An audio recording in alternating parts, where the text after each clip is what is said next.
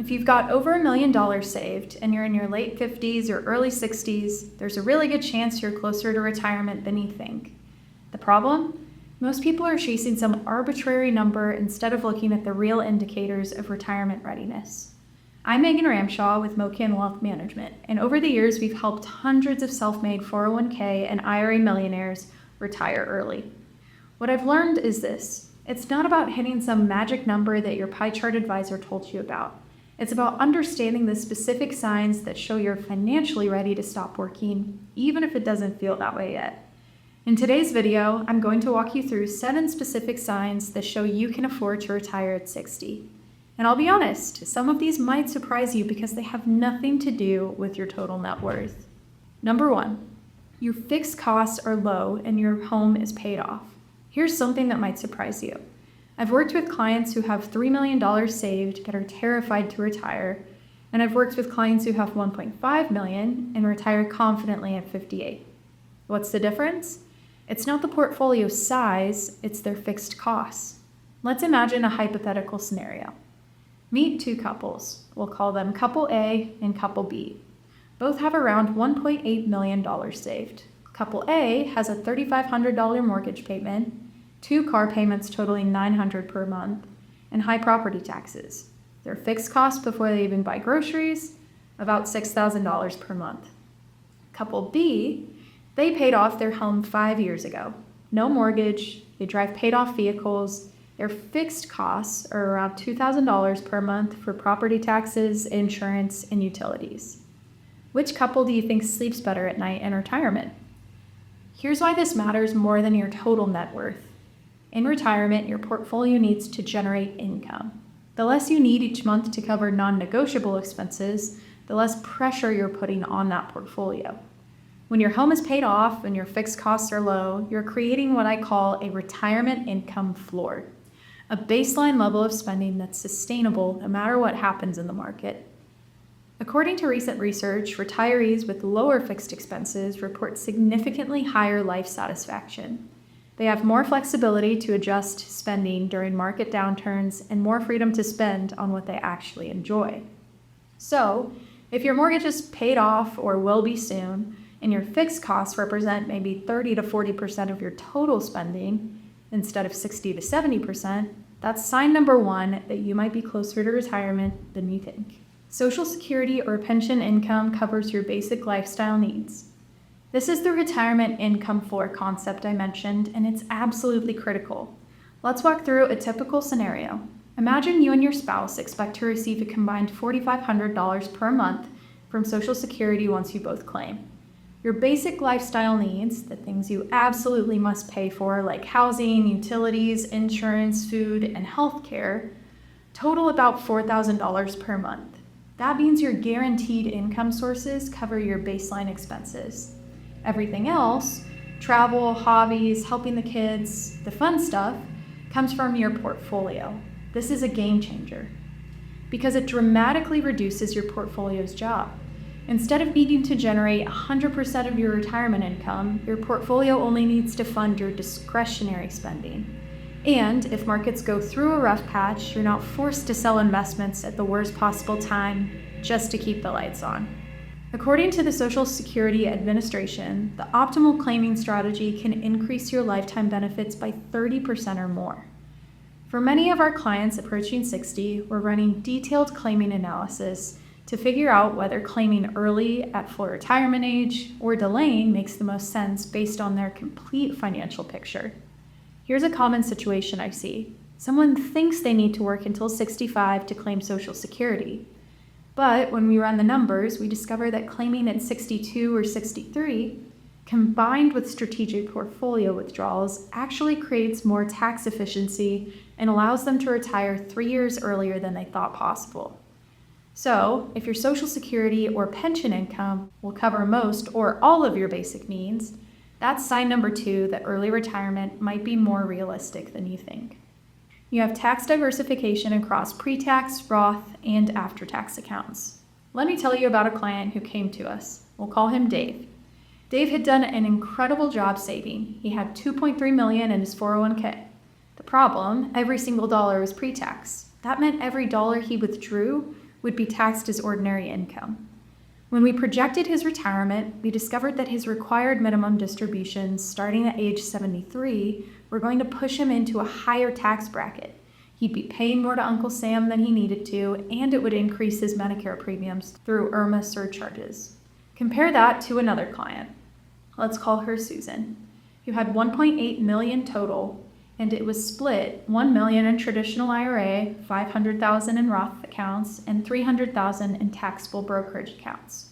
Susan had something Dave didn't, tax diversification, and that created incredible flexibility.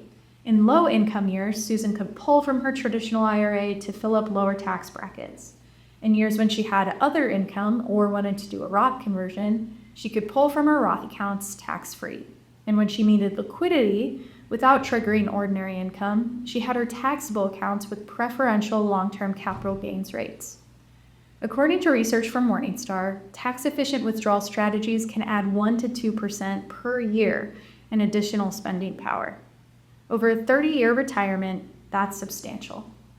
Here's what this means practically. If you've been contributing to a Roth 401k or Roth IRA, or if you've done Roth conversions over the years, or if you have money in taxable brokerage accounts, you've created spending flexibility that makes early retirement much more feasible.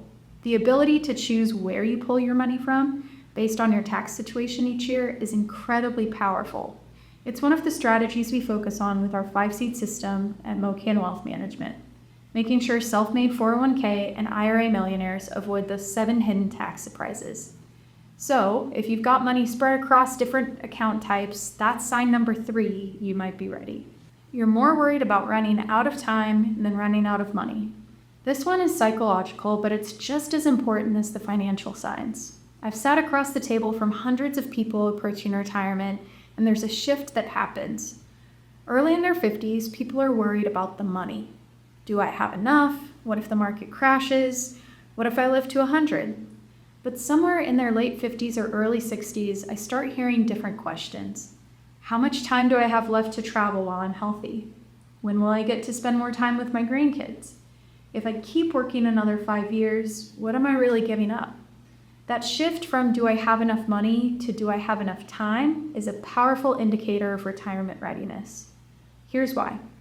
It means you've mentally made the transition from accumulation to distribution. You've stopped thinking of your portfolio as a score to beat and started thinking of it as a tool to fund the life you want to live. Research consistently shows that retirees who delay retirement too long often express regret. According to studies on retirement satisfaction, one of the top regrets is, I wish I had retired sooner and enjoyed my health while I had it. Let me share a common pattern I see. Someone comes in for planning at 58 or 59. The numbers say they're ready to retire, but they're scared, so they decide to work just 1 more year to be safe. Then another year, then another. Suddenly, they're 65, and they've spent the best years of their health, those active go-go years, from 60 to 70, sitting in an office or on Zoom calls instead of traveling to the national parks they always talked about. Now, I'm not saying everyone should retire at 60. Some people genuinely love their work. If you're working because you want to, because it gives you purpose and fulfillment, that's what we call recreational employment, and that's wonderful. But if you find yourself calculating how many weekends you have left, or feeling resentful every Monday morning, or spending more mental energy planning your retirement than doing your job, that's your mind telling you something important. So, if you're more worried about running out of time than money, that's sign number 4. You can cover the 60 to 65 healthcare gap without touching retirement accounts. Here's one of the biggest objections I hear. I can't retire before 65 because of healthcare. I get it. Healthcare before Medicare is expensive.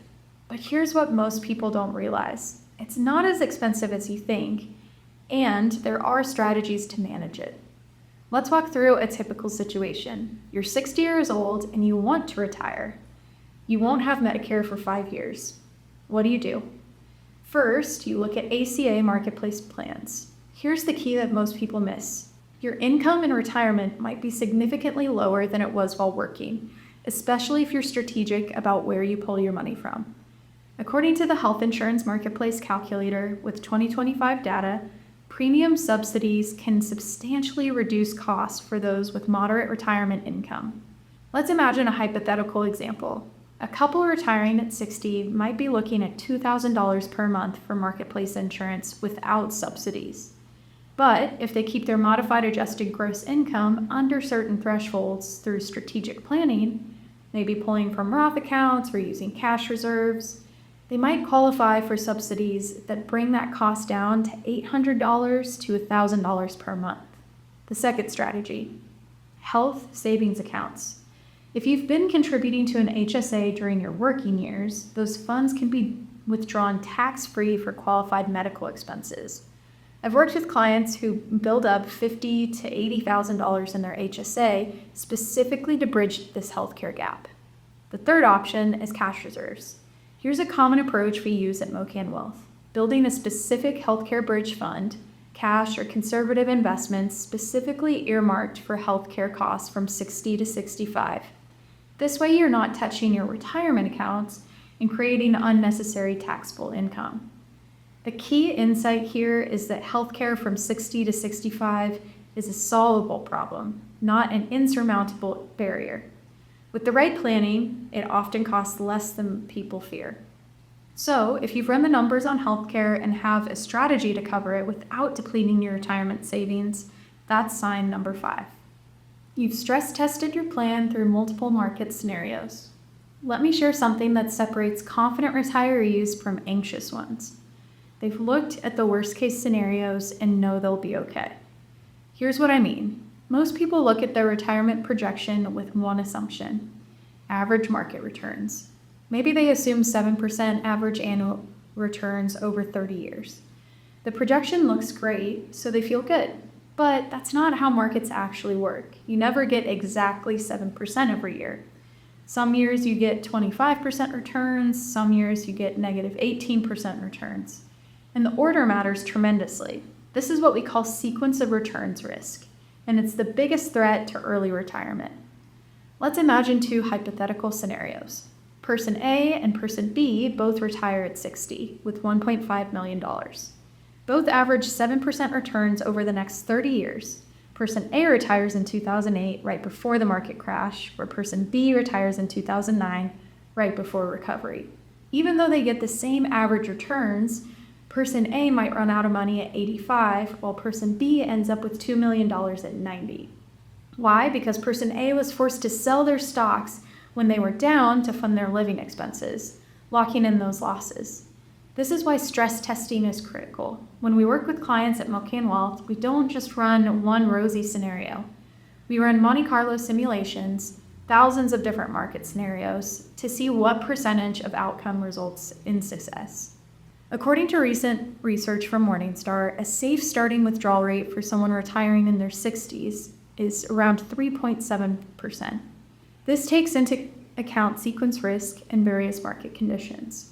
But beyond just running the simulations, confident retirees have a plan to protect against sequence risk. This might include keeping 2 to 3 years of expenses in cash or short-term bonds, using a bucket strategy with conservative, moderate, and growth investments, planning to reduce discretionary spending in down markets, having flexibility to delay Social Security or return to part-time work if needed. When you've looked at bear markets, recessions, and terrible timing, and you know your plan still works, that changes everything.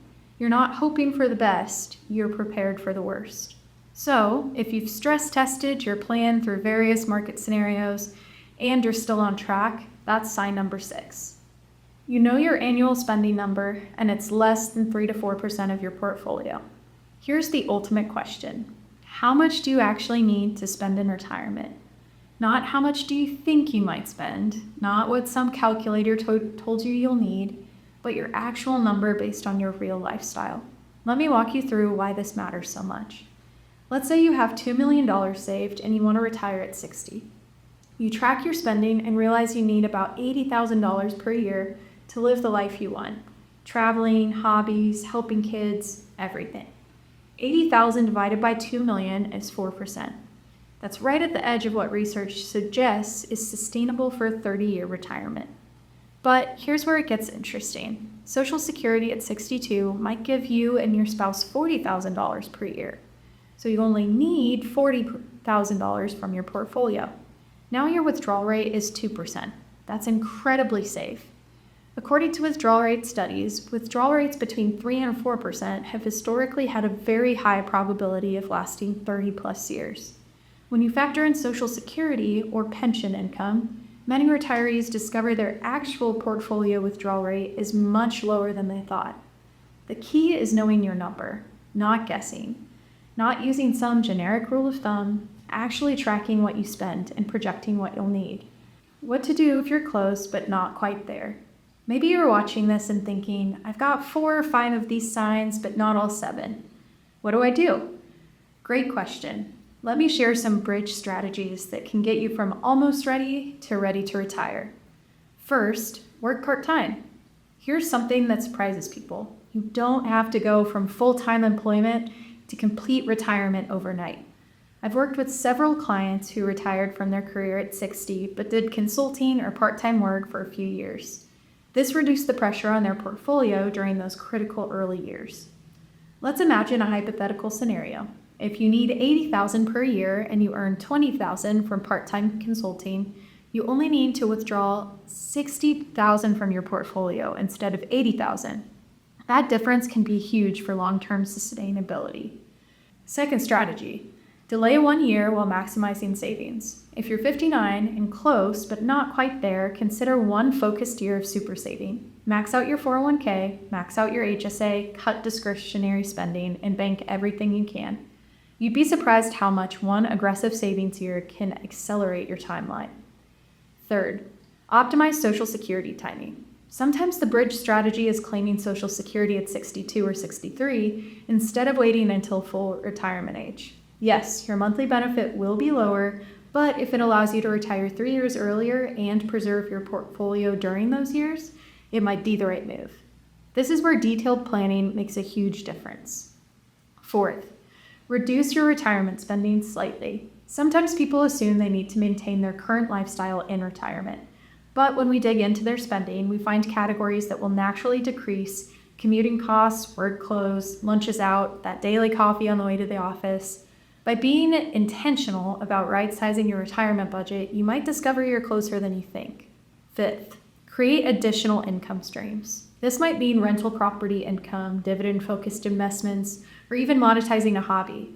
These don't have to generate huge income, but every dollar of passive income is 1 less dollar you need to withdraw from your portfolio. The key here is this: if you're close, you have options. You're not stuck working until 65 or 67 just because that's what everyone else does. So there you have it. 7 signs you can afford to retire at 60, even if you think you can't. The truth is this: self-made 401k and IRA millionaires often work longer than they need to. Not because they have to, but because they've never run a comprehensive plan that shows them they're ready. You've spent decades building this wealth. Let's make sure you actually get to enjoy it while you're healthy enough to do so.